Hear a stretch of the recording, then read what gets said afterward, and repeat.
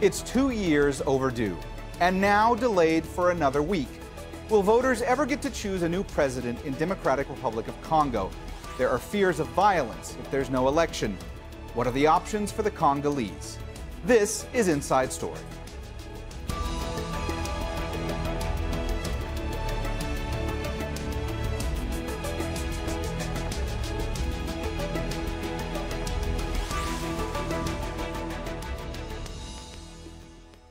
Hello and welcome to the program. I'm Mohammed Jamjoom. There's not been a peaceful transition of power in Democratic Republic of Congo in decades, but millions of Congolese had high hopes they could choose a new president this week. However, the vote to replace Joseph Kabila, who's been in power for 17 years, was delayed again. It's the latest setback in the electoral process since Kabila refused to leave office 2 years ago. Last week, a fire in Kinshasa destroyed voting materials. Now the election is rescheduled for December 30th. Catherine Soy is in the capital. Those 4 million ballot papers meant for the city are in the country now, which is a big relief to many people. The voting machines that had been recalled from the different provinces, we're told, are already here. Technicians are reprogramming them now. Other voting materials that were meant for other parts of the country are in the different regional headquarters. They will be or are being transported to the various centers. And eventually the polling stations as well. But that's another big problem logistically. This is a country that has very poor infrastructure. We're talking about places that you cannot get using a vehicle or even a bicycle. You have to walk on foot. This is also the rainy season. Some parts of the country are still unsafe. There's an Ebola outbreak in the east. So all these complications making it even more difficult for the Electoral Commission. And it's also important to note that the government has refused all international help, logistical help, financial help from the UN and other countries as well. So a lot of people really just watching to see how exactly this week is going to play out. This is going to be a very difficult week. We've not had any word from the government, or we've not had any word either from the President, Joseph Kabila, and this is causing a lot of concern here. All right, let's have a look at Kabila's rule. He became president when his father Laurent was assassinated in 2001. He was elected in 2006 and secured another term in controversial elections in 2011. Since coming to power, Joseph Kabila has faced continuous wars in eastern Congo and rebel forces allegedly supported by the neighboring governments of Uganda and Rwanda. He refused to leave office when his term expired 2 years ago. Elections, twice delayed, were then rescheduled for this month. There have been numerous demonstrations in Kinshasa and other towns protesting against Kabila staying in power without an election.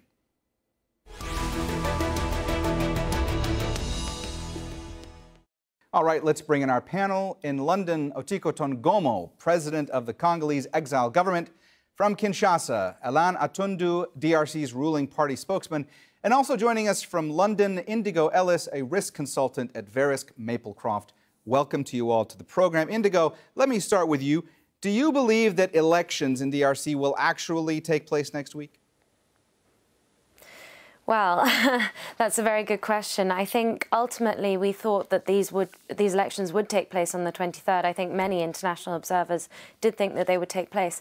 However, with this week delay, I don't think that we have a guarantee that these are going to happen actually as promised on the 30th. I think what's far more likely is that they will be extended further. And what we're building into our forecasts at Maplecroft is that these elections will actually take place over a much longer period. We're probably looking at pushing them into definitely Q1 2019 instead of this 30th of December date, which is a real shame for the process of democracy in DRC. Okito, for an election that's already been delayed numerous times, won't further delay just further inflame and anger supporters of the opposition in DRC? Again, I really appreciate especially the position Indigo mentioned about the ongoing election process. Let me clarify on this again. There is no way we will accept what is happening now to Karen.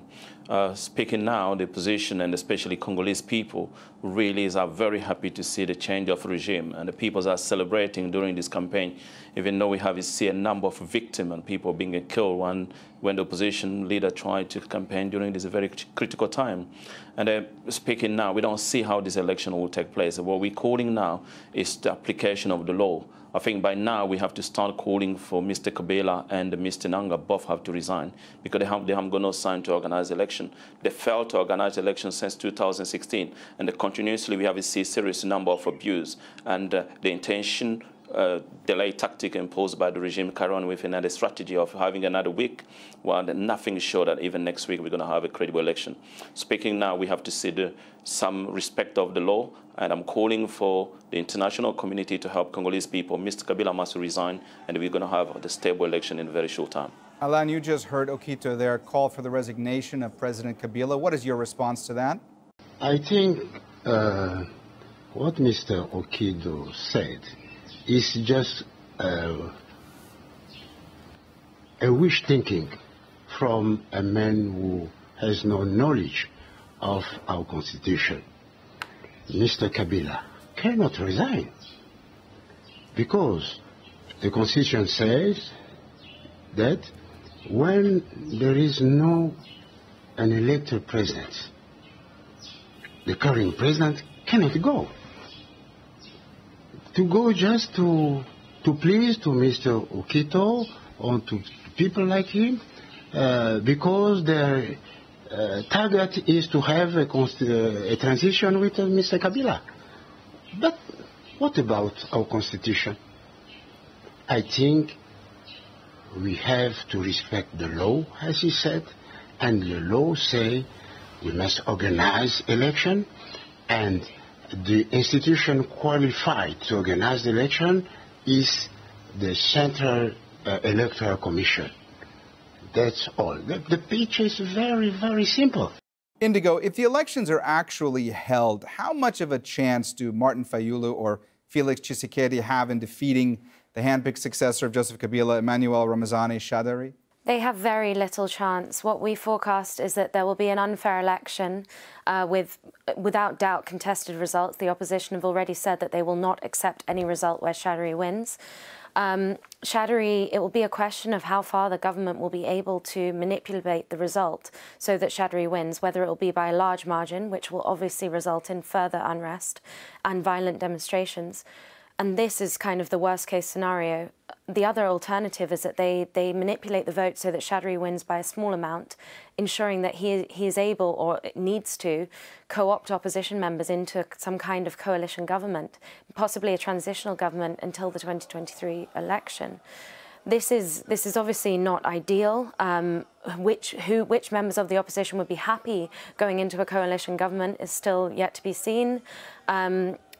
In our forecast, we imagine that as Martin Fayulu has a higher level of support than they were expecting, I think we'll probably be leaning towards more of a Felix Tshisekedi. Whether he'll want to come in, his father was obviously, Etienne, was obviously so adverse to joining into a coalition with Kabila or his kind of party, the FCC.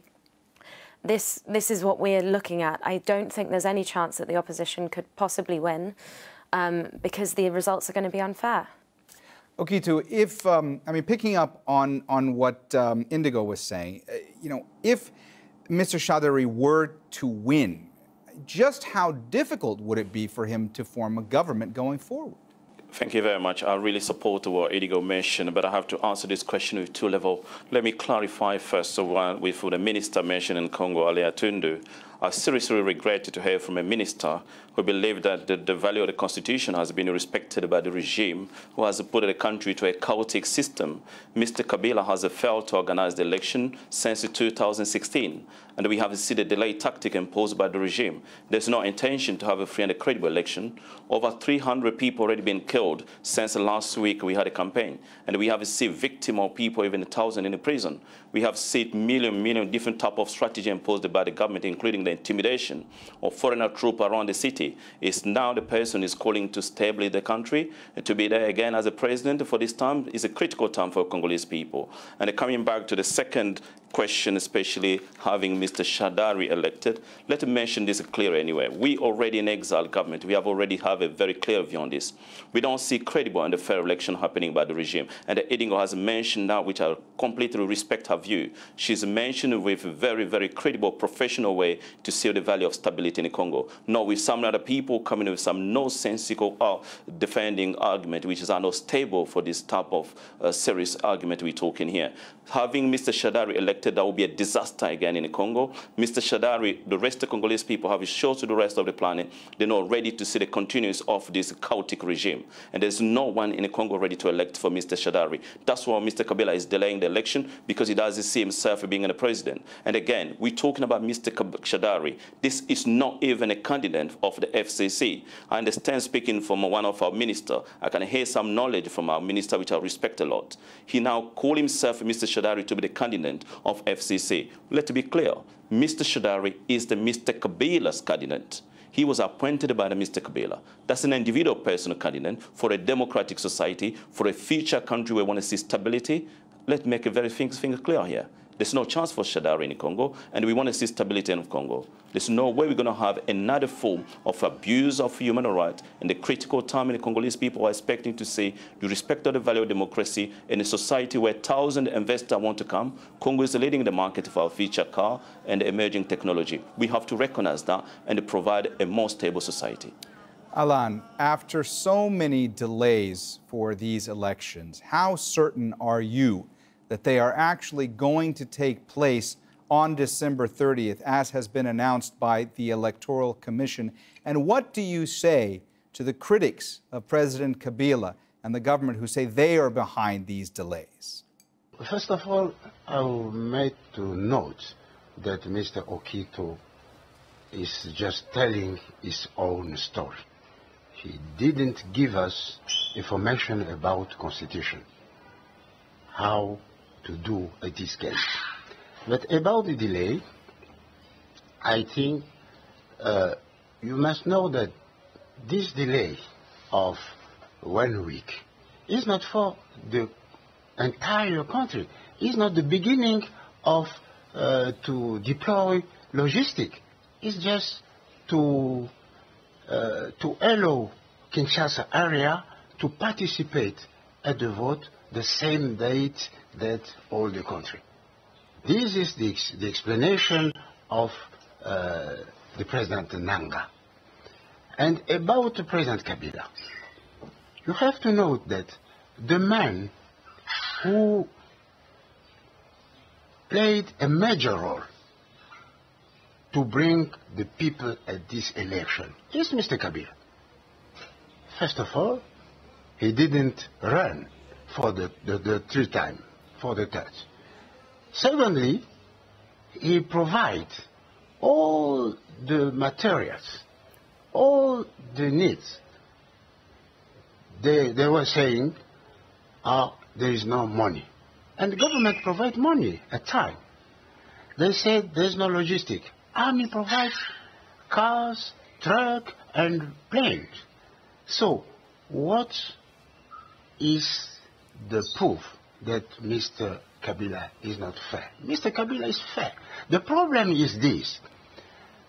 Mr. Okito and people like him want to take the place of the vote, want to take the place of the Congolese people.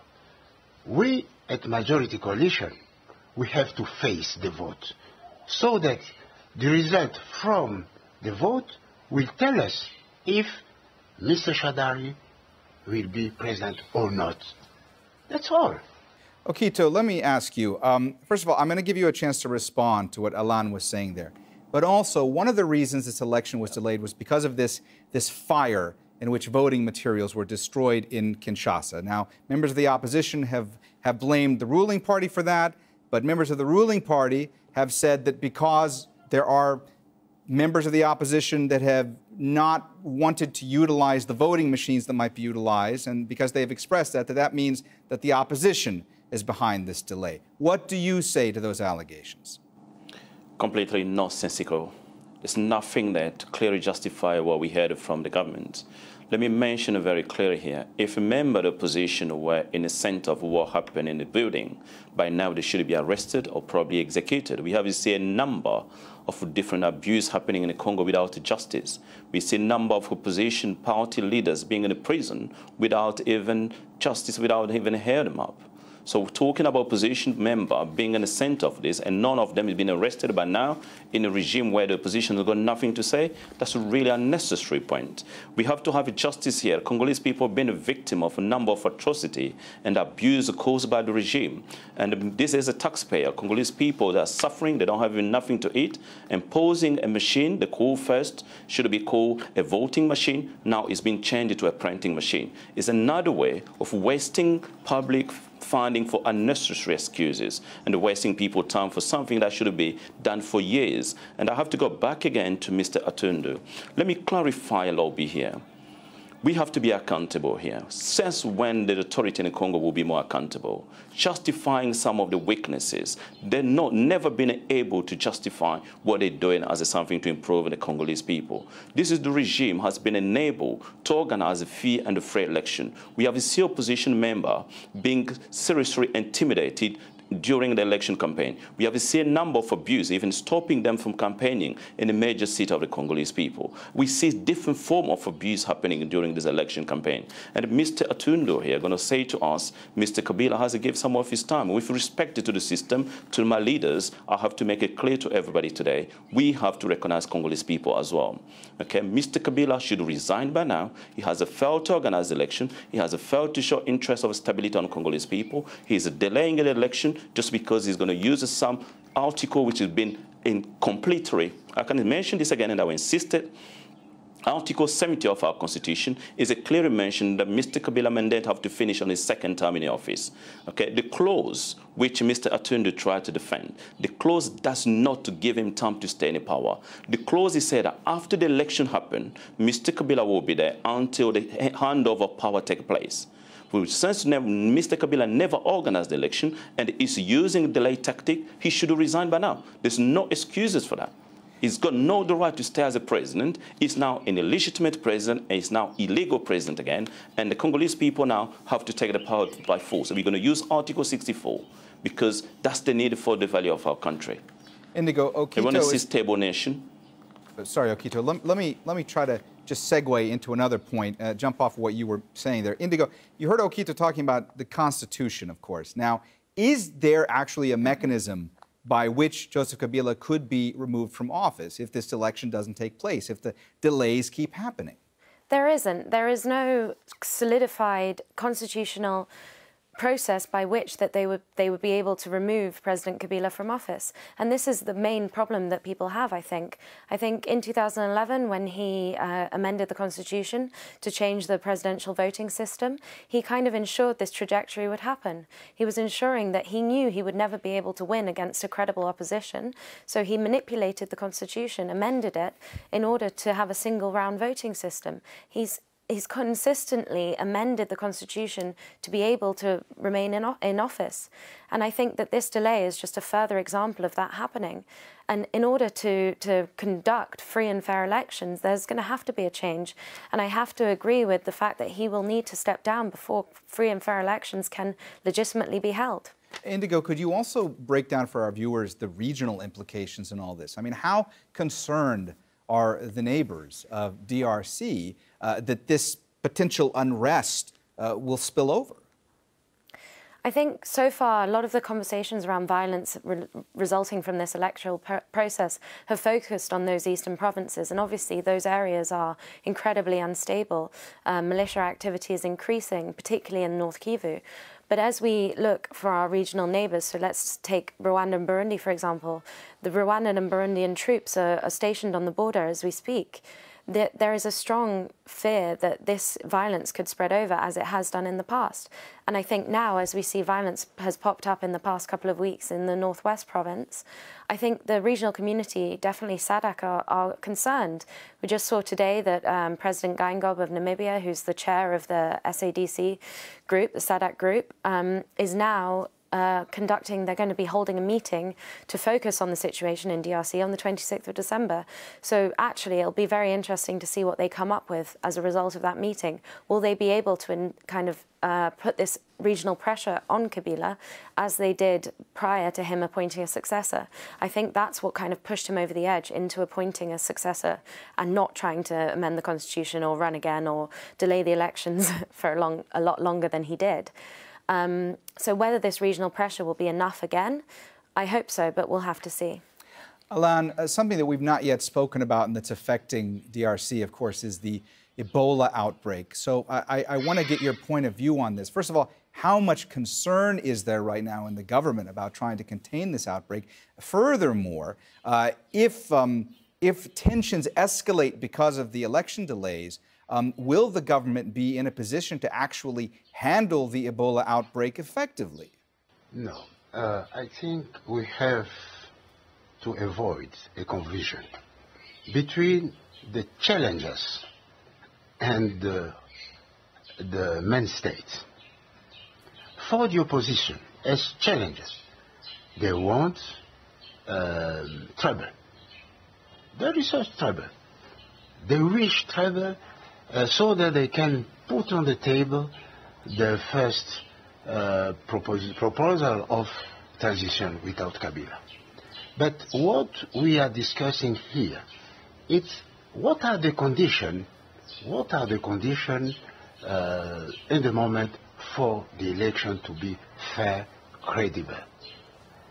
Of course, there are some obstacles, but our duty, I can say the duty of the Central Commission Electoral and the duty of every Congolese is to look how to reduce this obstacle so that we can go further with credible election.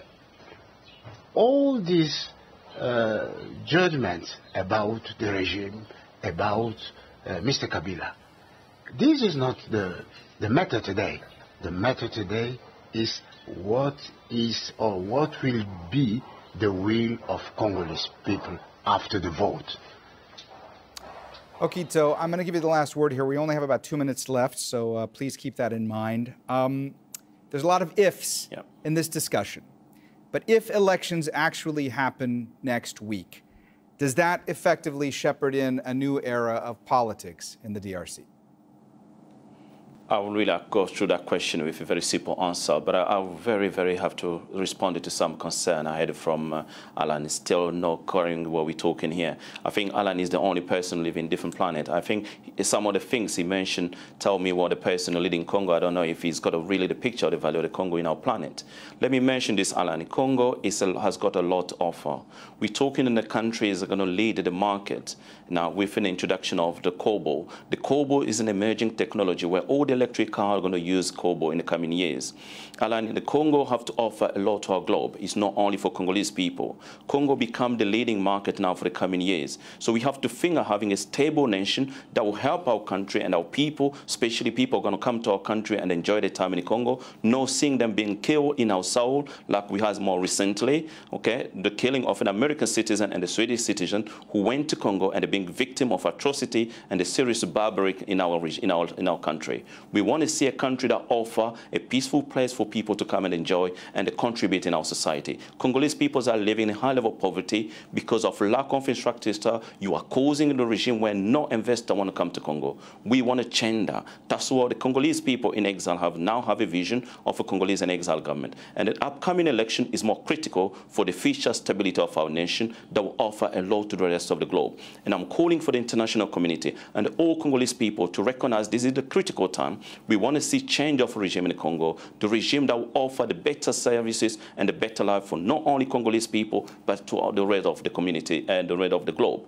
Okito. And I insist to this to Mr. Alain. Okito, the upcoming election is not a playground election. Mr. Shadari does not show he's going to be elected. Congolese people have expressed themselves. They are supporting opposition. Okito. And both opposition candidates, they are the one leading now. Okito, I'm sorry, I'm going to have to interrupt you because I'm sorry to interrupt you, but we have run out of time. Thanks to all our guests, Okito Tongomo, Alain Atundu, and Indigo Ellis. And thank you, too, for watching. You can see the program again anytime by visiting our website, aljazeera.com. And for further discussion, go to our Facebook page. That's facebook.com/AJ Inside Story. You can also join the conversation on Twitter. Our handle is @AJ Inside Story. For me, Mohammed Jamjoom, and the whole team here, bye for now.